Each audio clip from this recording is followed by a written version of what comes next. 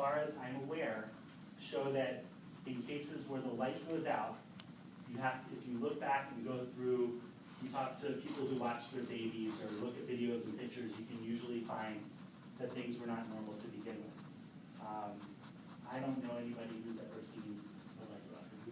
Dr. Unger's been in practice for 30 years, 25 years, 20 years, a long time. Never, so I haven't seen it, but we've all heard that.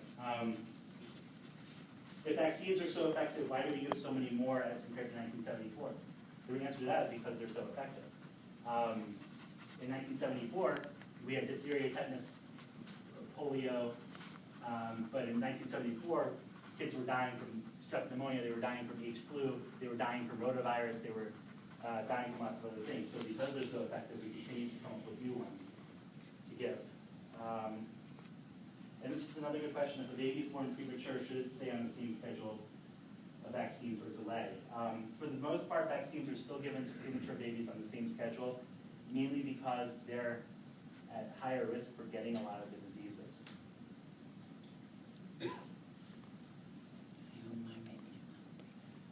Flu vaccine. Why do some people experience neurologic side effects after getting a flu vaccine? Interestingly, what I think is the only significant serious vaccine reaction that I've ever personally seen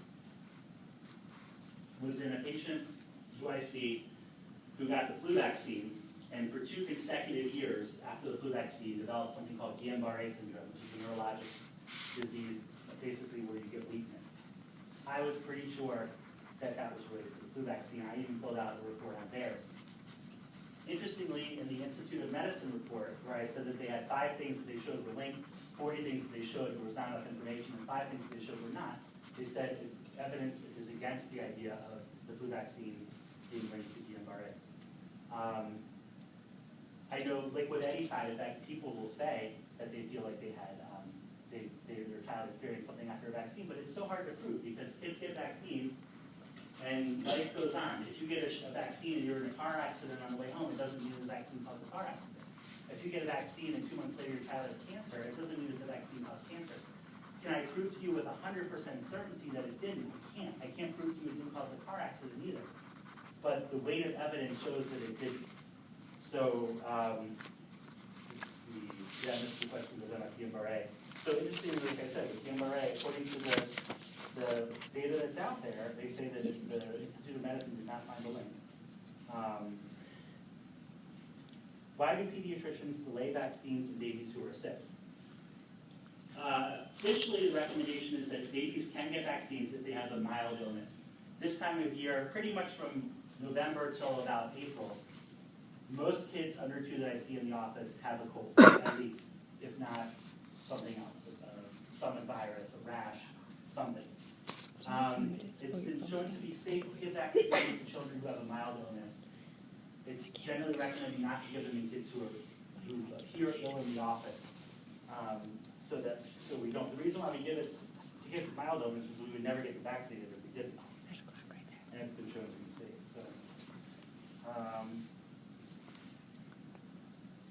Here's a question. My son had 2 flu shots this year due to being inadequately given, or inadvertently given an infant dose. Then he had to get another, and he has autism. As a result of this, he had across-the-board regression, eye contact, language, sensory, etc. Obviously, I'm reluctant to ever get another shot. Obviously, why do you think that happened? I couldn't answer. I don't know enough information to answer it. I couldn't say one way or the other. I would say that I understand your reluctance to ever get another shot. And if that happened to my child, I would be reluctant to get another shot. If it happened to a patient of mine, especially with any frequency, I would be reluctant to get other shots. But I think that in cases like that, your best recourse is to report it and make sure that it gets investigated.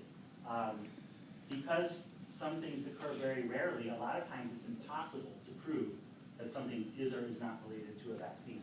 And that may not be the best answer, but my answer is that I can't really answer that question.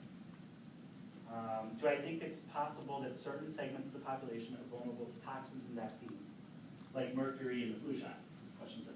First of all, most children do not get mercury in their flu vaccines anymore. The pediatric flu shot, there's more than enough of the mercury-free version usually. Do I think that certain segments of the population are vulnerable to toxins and vaccines? I think it's possible. I think there's so many, it depends on what you define as toxins. There's so many things out in the world that it's impossible to say if one thing can cause something more than anything else. Do I think it's possible? I think yes, it's theoretically possible that certain segments of the population are vulnerable to toxins. I know with certainty that it's possible for unvaccinated children to get vaccine-preventable diseases. And this person did report to this, so that's good, as did the pediatrician.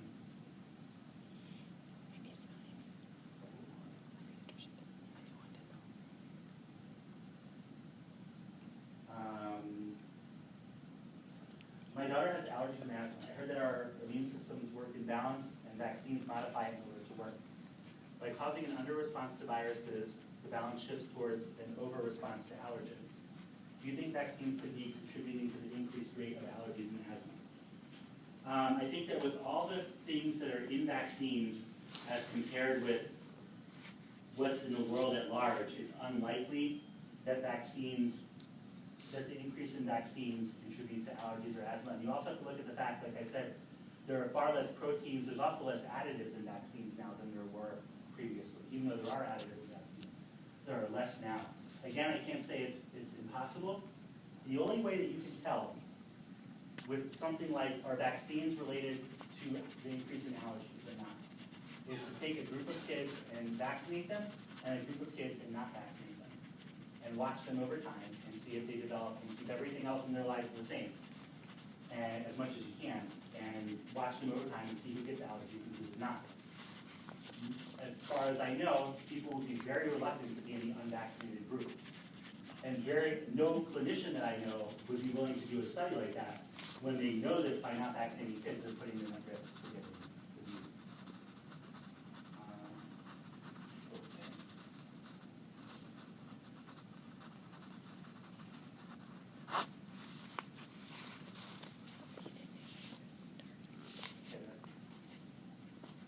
One more. My daughter's been diagnosed with coronavirus 13 times in 2 years. If she was unable to obtain natural immunity, how would the vaccine provide immunity? She did receive the vaccine, 3 doses. Each time she had the virus, it was equally severe, lasting from 14 days to 36 days each. Again, things like that I can't really comment on without knowing the specifics of the situation. I can tell you that there will be, like I said, no vaccine is 100% effective, so there will be kids who get vaccinated that do get the diseases that the vaccines were designed to present. I personally have never heard of somebody getting rotavirus 13 times, so I really don't know what, and without seeing any sort of medical record, I couldn't explain it. There are some people I know we see at the hospital a lot. People who work at the hospital have to be tested for hepatitis B, for example. And there are some people that no matter how many times they get the hepatitis B vaccine, they never turn up positive for the showing that they had the vaccine in their blood. Nobody knows why, they just don't. I would imagine that can happen with any vaccine. But like I said, no vaccine is 100% effective. All right, well, thank you very much for coming and listening.